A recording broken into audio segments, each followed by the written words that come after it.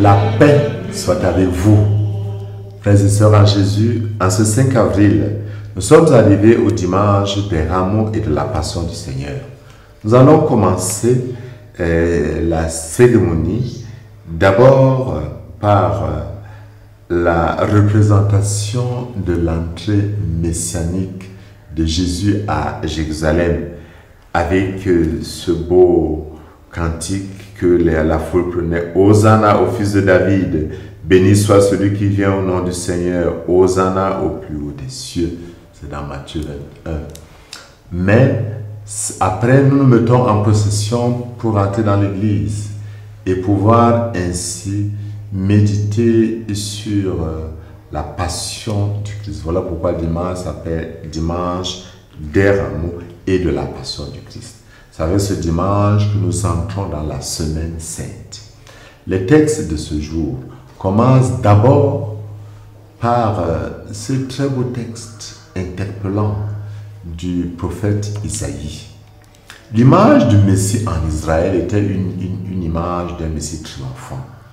Mais le serviteur, une autre appellation prophétique du Messie, le serviteur tel que nous le présente Isaïe est tout autre.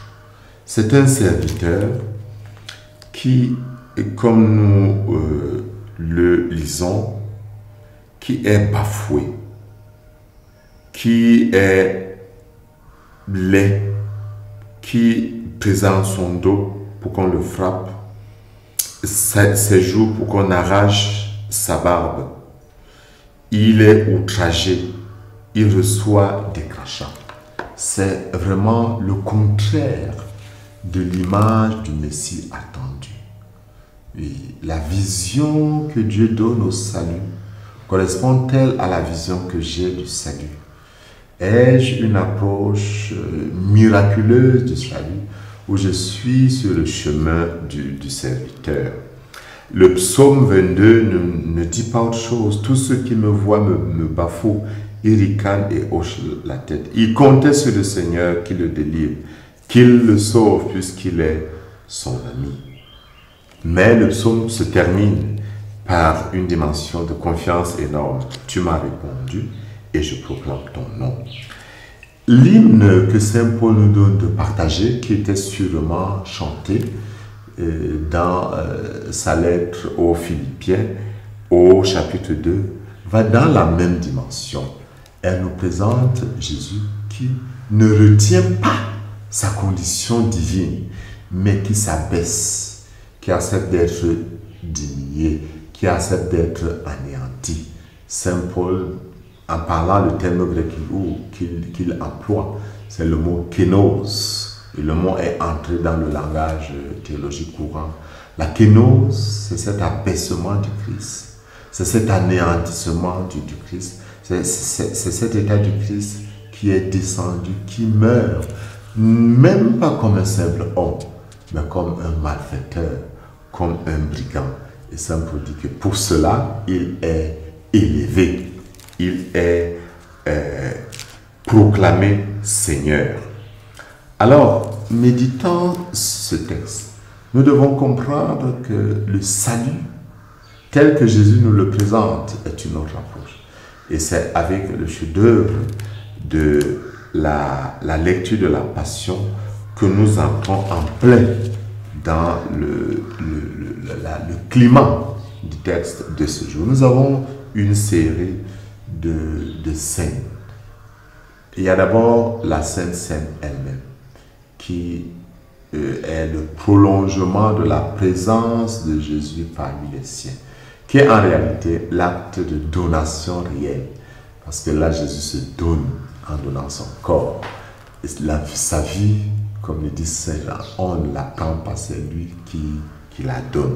Nous avons après la Sainte Seine Gethsémani, où nous voyons Jésus en prière, en agonie, nous enseignant qu'en état de difficulté, en agonie, nous devons prier comme lui avec insistance, même si nous sentons abandonnés, persévérer, mais arriver au sommet. L'abandon, pas ce que je veux, Père, mais ce que tu veux. Après Gethsémani, nous avons la fameuse arrestation trahison, arrestation que nous subissons tous les jours dans notre vie. Combien de gens nous trahissent, combien de gens font des combos les plus inimaginables sur notre nom, sur notre dos.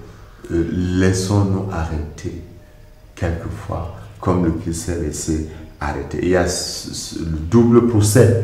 Le procès d'abord des Juifs devant les autorités de la tradition qui n'ont pas perçu en Jésus qu'il était le Messie, mais surtout le procès des Romains avec Pilate d'une désinvolture inimaginable.